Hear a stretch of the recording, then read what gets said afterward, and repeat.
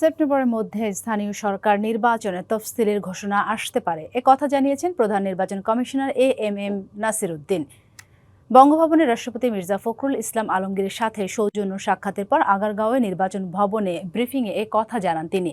সিইসির নেতৃত্বে নির্বাচন কমিশনের 4 সদস্যের প্রতিনিধি দল রাষ্ট্রপতির সাথে সাক্ষাৎ করে। ব্রিফিংয়ে সিইসি আরও জানান, জাতীয় নির্বাচনের মতো স্থানীয় সরকার নির্বাচন করতে চায় কমিশন। তিনি বলেন, এ বিষয়ে রাষ্ট্রপতির সহায়তা চেয়েছে ইসি।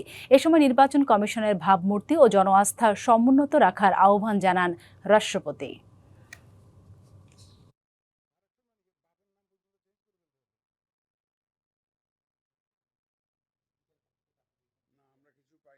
আমরা কিন্তু ইলেকশন করার জন্য কিন্তু সম্পূর্ণ প্রস্তুত, সেটা স্থানীয় সরকার নির্বাচন বলেন বা উপনির্বাচন যেটা ঠাকুরগাঁ 1, আমরা কিন্তু প্রস্তুত আমাদের দিক থেকে।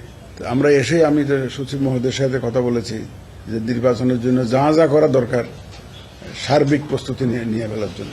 আমার মনে হয় আমরা এই সেপ্টেম্বরের মধ্যে একটা শিডিউল দিতে পারবো।